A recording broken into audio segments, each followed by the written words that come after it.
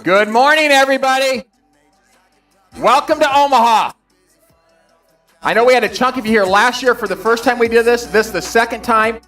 So we want you, at the end of this, I'm going to kind of walk through the agenda, how the panels work, how the breakout sessions work, how the roundtables work. I know we had some roundtable confusion yesterday. I think we've got that straightened out, and so next year we'll do that a little bit better. But we are excited about having you guys here. The focus of this thing is going to be how to grow your business, take it to the next level, embracing change and understanding that change is taking place, right? And I know those of you who were here last year gave us some feedback and said, listen, we'd love to have more subject matters, roundtables, and so forth. So we expanded this from last year, which was a full day. And those of you, I think, that were here last year were like, we were exhausted at the end of the day. And that's our job. We're going to exhaust you, okay? What we want to do is we want this to be a little different even than a summit or a convention. For those of you who are Berkshire Hathaway, is we're going to have fun. We're going to have a party at my house tonight. 100 degrees yesterday, right? You got to love coming to Omaha, right? 93 feels like 102. Today, high of 75 and going to be raining. So the round the pool party may be in the house party. But either way, we're having a party, rain, sun, or shine. So we're excited. But guys, the one thing I want you to do is you're going to take a ton of notes. You're going to learn from a lot of people. Be a sponge. Very successful people are sitting in this room, okay? That's what I love. You already have the commitment to take your business next level. Be a sponge, network, and learn from each other, and take all these ideas you have down. But I want you to take the Darren Hardy approach. Who watches Darren Hardy? Anyone that does not, get Darren daily. It's free every morning. This guy, Mark Brace, where's Brace? Yo! We were talking last night. He says he thinks that's the best speaker we've ever had at a Berkshire Hathaway or Prudential event. And what I would say, the content from Darren is unbelievable, better than anybody else. He's interviewed Warren Buffett, Steve Jobs, been a coach to Richard Branson, all these guys. Great, unbelievable content to help you grow your business. Not maybe the most charismatic guy in the world, but his content is unbelievable. Get his stuff. But his approach is the best of the best. The most successful people in life do one thing better than everybody else. And this is what I want you to leave this thing with the mindset of, is they focus on the few. They understand how to have insane vision, right? Tunnel vision on the few. I want you to take a list of many, many things. But when you're done, go pick out what the 2 or 3 most important things are, then go back and implement those in your business. Once you're done with those 2 or 3 and you've done them, great. Let's turn the air conditioner down. Man, I'm going to sweat and lose some weight today, and I know I need to, but it's set at 59. Okay. Is John changing it? Shit. Woo! You guys are so hot, you're making me sweat. Focus on the few. Check those things off your list and then go to the next thing. I'm not saying you ignore the rest of the list, but here's what we're not wired to do, guys. We're not wired to do 10 and 15 things great at once. So don't become so overwhelmed and go back and try to implement 10 things in your business. Figure out the few and implement those. Part of the DNA that we have at this organization is we believe in inspiration, motivation, right? Zig Ziglar, the late, great Zig Ziglar, the inspirational speaker, Tony Robbins before Tony Robbins, said people would ask him all the time, Zig, that inspirational, motivational stuff you always are talking to us about doesn't last. He says, neither does bathing. That's why we recommend you do it daily. And that's who we are. We want to, in our organization, I would love you and encourage you in your organizations, we all need to be inspired and motivated and encouraged on a regular basis. A video that we showed last year to kick this off, which I think most of you would agree is an unbelievable video, is not the one we're going to play this year. But we're going to share that with you. We're going to share a bunch of other things that we'll send out to you guys last year. It was a Navy admiral, right? How to make your bed. Anyone has not seen that video, how to make your bed. If you want to change the world, start by making your bed. If you can't do the little things right, how can you expect to do the big things right? A little Danville, Washington video. Can you get the lights for me? Thank you. I was flunking out of college. I had a 1.7 grade point average. I hope none of you can relate. I had a 1.7 grade point average. I was sitting in my mother's beauty shop. They still call it beauty shops now? What they call it now? Yeah, I was sitting in the beauty parlor. I was sitting in my mother's beauty parlor, and I'm looking in the mirror, and I see behind me this woman under the dryer. And every time she looked up, every time I looked up, she was looking at me, just looking me in the eye. And I didn't know who she was, and I said, she said, somebody give me a pen, give me a pencil, I have a prophecy. March 27, 1975, she said, boy, you are gonna travel the world and speak to millions of people. Now mind you, I was flunked out of college. I'm thinking about joining the army. I didn't know what I was gonna do, and she's telling me I'm gonna travel the world. and speak to millions of people. Well, I have traveled the world, and I have spoke to millions of people.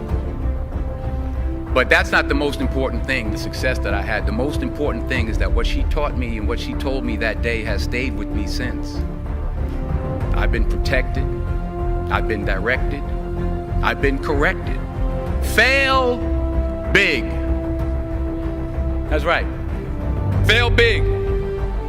You only live once, so do what you feel passionate about. Take chances professionally. Don't be afraid to fail. There's an old IQ test, was 9 dots, and you had to draw 5 lines with a pencil within these 9 dots without lifting the pencil. The only way to do it was to go outside the box. So don't be afraid to go outside the box. Don't be afraid to think outside the box. Don't be afraid to fail big, to dream big. But remember, dreams without goals are just dreams, and they ultimately fuel disappointment. So have dreams, but have goals. Life goals, yearly goals, monthly goals, daily goals. I try to give myself a goal every day. And understand that to achieve these goals, you must apply discipline and consistency. You have to work at it every day. You have to plan every day. You've heard the saying, we don't plan to fail, we fail to plan. Hard work works. Working really hard is what successful people do. And in this text, tweet, twerk world that you've grown up in, remember, just because you're doing a lot more doesn't mean you're getting a lot more done. Remember that. Just because you're doing a lot more doesn't mean you're getting a lot more done. Don't confuse movement with progress. My mother told me, she said, yeah, because you can run in place all the time and never get anywhere. So continue to strive, continue to have goals, continue to progress. And anything you want good, you can have. So claim it. Work hard to get it. When you get it, reach back. Pull someone else up. Each one, teach one. Don't just aspire to make a living. Aspire to make a difference.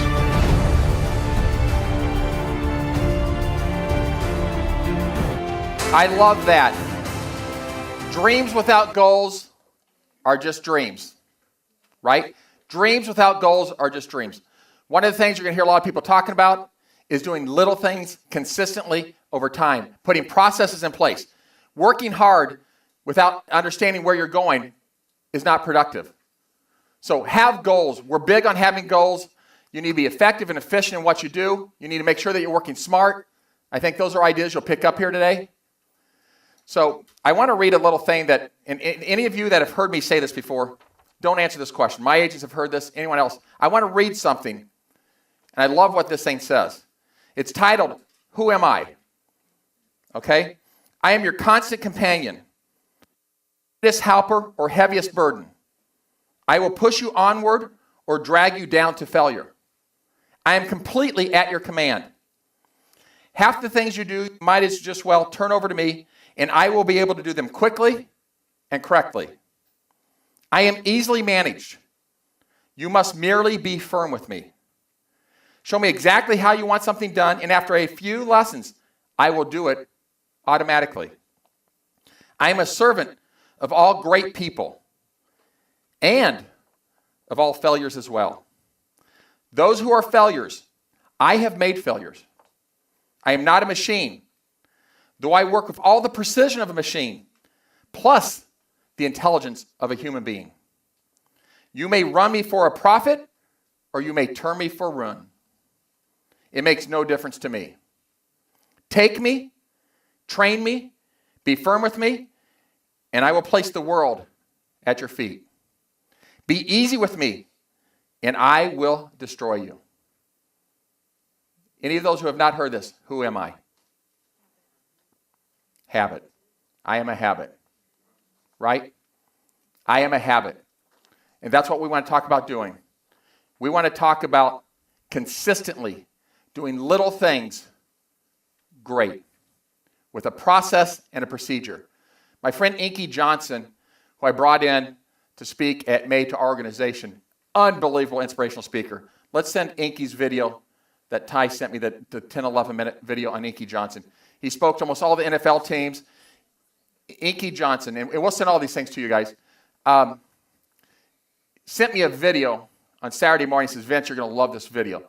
Now, I thought about playing it for this, but it's 12 minutes long and it's just too long. But it really talks about why we do things and why our body by age 35 takes over 95%, and all we got is the 5% of our mind that's got to change. And one of the things, I was listening to a professor talk a couple of years ago on what it means to be successful. And he says there's 3 key ingredients to being successful. One is your God-given talent. One is the coaching you have.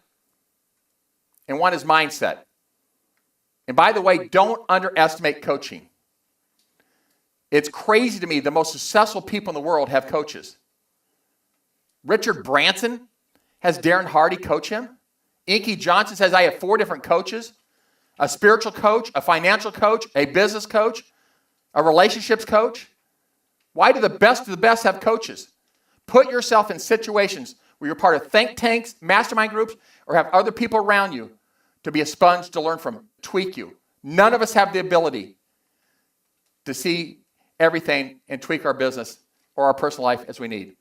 Whether in sports or business, the 3 ingredients, God-given talent, coaching, or mindset. The professor said 20 to 25% of your success will be determined on your God-given talent. Talent in and of itself is not enough for greatness. 20 to 25% of it will be based on the coaching. Coaching in and of itself is not enough. They're both great to have. Mindset. 50 to 60% of your success, sports, business, or any aspect of your life will be from your mindset. And that's what we got to do. We got to make sure that we create processes, we have a positive attitude, right? It is our mindset that will determine our success at the end of the day. The thing that we run this organization on, and really what this event was born out of, is what we call the attitude of abundance in this organization. In some of our breakout sessions and some of our panels, we're probably going to talk about one of the things we have, which is mastermind groups. This is foreign to the real estate industry. You guys are all commissioned. You compete against each other in the same office, in the same company, in the same market. Yet if you understand and have an attitude of abundance, we bring 15 people together that compete against each other periodically on a listing or for a buyer. But what our agents have learned and have thrived off of is this mindset. The attitude of abundance to me is that if we're transparent, that if we openly share what we're doing, how we did it, what worked, what did not work with each other, if we encourage each other, if we learn from the past, do not live in the past. Nothing drives me more crazy than someone tell me what they did in high school when they're 50. I do not give a shit, nor does anybody else. I know you don't know that, but I promise you, this is the truth. Learn from the past. Do not live in the past. Embrace risk and believe the best is yet ahead. That is the attitude of abundance. Those of you who embrace that, here's what happens. Everybody grows. We have 29% market share in Omaha, Nebraska. That's unheard of. A metropolitan area of 800,000 people, 29% market share. But guess what? 71% of the market's left. The mastermind group, my most successful mastermind group, might have 2.5% of the whole market. They've got 97.5% of the market to go capture. They share what they're doing with each other, and they all become better in that process. I get no better high than we go to a mastermind group and we walk around, and one of the things we do is we say, what's one thing you're focused on doing to grow your business? And when somebody says, I just did this, which is what this other person was talking about last month or 2 months ago. I love it. They're all learning, they're all sharing, they're all encouraging, and they're all pushing each other. We have contests within those things. The attitude of abundance is what I want to happen here today. It's what I'd like you to go back to your offices and have you do. Share with each other. Those of you that are great agents, and most of these people in here are really good agents. If a new agent comes to you, someone struggling comes to you, take the time to go down to Starbucks or somewhere and spend 15, 20, 30 minutes with them and share. You will feel better about yourself for helping someone else, and they will challenge you and tweak what you're doing and ask you questions that will make you rethink your business. So we love that attitude of abundance. The one thing we want to talk about, tell them I'll call them back, is this is about embracing change and growing our business to the next level. And I would argue that our industry is changing at a pace we've never seen before. I've seen an article in the last couple of weeks talking about Zillow buying a mortgage company and a real estate company, and the headline I said is, it's not what you think it is. Well, I don't know what the hell you guys think it is, but I think technology companies are trying to get in the real estate business. Now, here's what I'm going to tell you. Brokers running large companies that are focused on adding value, coaching, and culture. Our organization is based on coaching and culture. We love all the other stuff, but coaching and culture, that's our DNA. That's what it's all about. We would give up all the other tools and everything else we have before we give up coaching and culture. Right? The world's changing. But we've got to embrace some of this change. So if these technology companies are getting there, the bottom line is you guys as full-time productive agents or owners or brokers of your brokerages, if you're giving value, you're coaching, you're creating a great environment where your people want to come to work as a broker manager or as an agent, you're going out there and you're trying to collect a higher commission, you're trying to show value, right? You're trying to deliver a superior customer service experience. Whether you guys know it or not, your interest as a top producing agent doing this to make a living, to support your family, to do things you love, your hobbies with the people you love, should be directly aligned with the broker that's saying, we're going to show value. Because there's two threats to the industry. One is discount brokerages, right? How many more houses do you have to sell if you're currently getting 5 or 6% and now all of a sudden you're getting 3.5%? You're going to have to work a lot harder to make the same amount of money. Virtual offices, discount brokers are going to continue to come in the marketplace. So we've got to understand how to counter that. Right? The other thing is online lead generation. The Zillows of the world. The technology companies are getting in this business. They're taking our information for free. They're selling it back to us. It's getting watered down. It's getting more expensive. Now, we're going to have panels talking about how they're utilizing Zillow, what they're spending on Zillow to grow their business. Now, here's what I believe. I believe, first and foremost, we continue to be in the relationship building business. I'm talking about embracing change, okay? But I also think we got to look at the foundation and what is it? People need to trust us. This is a huge purchase for the majority of people. We're in the relationship building business. Social media, technology, and innovation, to me, are nothing more.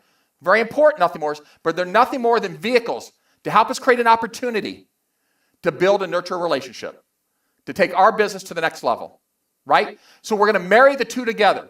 How do we use social media? How do we use technology to reach more people, to communicate more effectively, to grow our business? But understanding at the end of the day, we've got to build a great relationship. I speak with some of the guys from Michigan where I gave a speech earlier this year, so I don't want you to raise your hand. And all of my agents who have heard this before, I don't want you to raise your hand. Ryan Estes, voted a couple years ago one of the best keynote speakers in the United States. Anyone that gets a chance to see him, please do. Him and another friend of mine, Seth Madison, rebranded Tiffany's. I know you girls don't like that type of stuff. They definitely charge too damn much money. And the Dallas Cowboys, the largest sports organization in the world, Ryan Estes said, there's 4 traits that are absolutely essential to building a great relationship. Those 4 traits are that people like you, people believe in you, people have confidence in you, and people trust you. Now again, those of you who heard this before, do not raise your hand, please. But of those 4 traits, people like you, believe in you, have confidence in you, trust you. I want you to raise your hand when I say the word of the trait that you believe is the most important initial trait. Okay? What's the most important initial trait? I'm going to say each word, and then I want you to raise your hand. Who believes the most important trait is that people like you? Who believes the most important initial trait is that people have confidence in you? Who believes the most important initial trait is that they believe in you? Nobody. So that's good, because that's not the right answer. Who believes the most important initial trait is that they trust you? So here we go. I've done this, 40, 50, 60 times as I've gave speeches around the country. The most important initial trait. And the answer all the time, by the way, 75, 80% of the room always raises it for trust, which is not right. It's likability. Likability is that initial trait that allows you to connect with a person, to start building and nurturing a relationship. To believe in somebody, to have confidence in somebody, or to trust somebody are traits that take time to establish, right? What's the most common question asked when you first meet somebody at a social gathering? What do you do for a living? Now, let me tell you how stupid this question is if you're trying to build and nurture a relationship. This survey is 3 years old. I cannot believe this number's changed very much. 71% of people do not like what they do. You have just asked a question where 7 out of 10 people are now discussing something they do not enjoy. How can that be a great way to nurture or build a relationship? It can't. A much better question is, what are your hobbies? What's your passions? What do you like doing when you're not working? Get them engaged in a conversation about something that they're excited about. Then you start building that, right? I call likability, I think it's kind of like the Bill Clinton rule, right? If people like you and you understand how to apologize properly, they'll give you a second and third chance. If people trust you and they don't like you and you screw up, the way we're wired as human beings, they don't get a second or third chance. Likability is critical. And likability allows you to build the other traits. Right? By the way, when you apologize, Oprah's version of Randy Posh. Send that out to everyone. It's a 10, 11-minute version. Randy Posh was an English professor. He died, but he gave a thing called The Last Lecture. Unbelievable speech. And he talks about how you should apologize. He says, as an American society, we do a poor job of it. That a proper apology, guys, and by the way, everyone in this room, you're going to screw up. You do enough transactions, you're going to screw up. And when you screw up, take ownership of it. Proper apology says, I'm sorry, which everybody does, even if they don't mean it. They say, it's my fault, which not enough people do. And the third part, which is critical, is what do I need to do to make it right? If you screw up and you want clients to do repeat business with you and referral business with you, give a proper apology. Be likable, and they're going to give you a second chance. Now, I want you to look at this. Shannon, let's act like we're not married. Just for a minute, shut up. We're going to go on a date tonight, okay? Just met the other day. You're going to come home from your date. You're going to call your best friend. You're a man, I trust that guy, but I don't like him. Are we going on a second date? I don't think so. Now, you come home and you say, you know what? Call your best friend. I don't trust that guy at all, but I really like him. That's where we started. You're going on a second date, let me tell you. Does it make sense? Guys, we're in the relationship building business. We cannot ignore change. We've got to embrace that change, and we've got to implement that into the relationship building business. And we got to stay in talk with them. We're going to have a lot of people on roundtables and things talking about client appreciation parties and how are they prospecting to stay in touch, to nurture those relationships. Pay attention to those sessions. Tell me what all these companies have in common. Borders, Kodak, Pan Am, all went bankrupt. All huge giants, the biggest in their industry. What did they not do? They did not embrace change. If you do not embrace change, you die. Tony Robbins says, if you're not growing and you're not giving, you're not happy and you're dying, you just don't happen to know it. And I totally believe that. Now, here's the deal about change. You can maybe see the change coming. You can have the first opportunity to do the change, but if you do not embrace the change, you will be left behind. Let me give you some examples. Kodak. Kodak was the first company to have a digital camera. But they were making so much money with Kodak paper and their cameras, they did not embrace that change. Blockbuster had the ability to buy Netflix for $50 million, but did not take that opportunity. There was more Blockbusters than Starbucks 15 years ago on corners. Toys R Us in 2004 hired this little company called Amazon to do their online sales because they did not believe that would be a big aspect of their business. So it's not only important to understand and see the change, it's important to embrace the change and implement it into your business. Does that make sense? Guys, real quick, I've got 4 minutes here. It's going to be a powerful day. I want you to come. I want you to be a sponge. I want you to be focused. I want you to take lots of notes. Guys, let's have a great day. Let's learn. Let's have fun.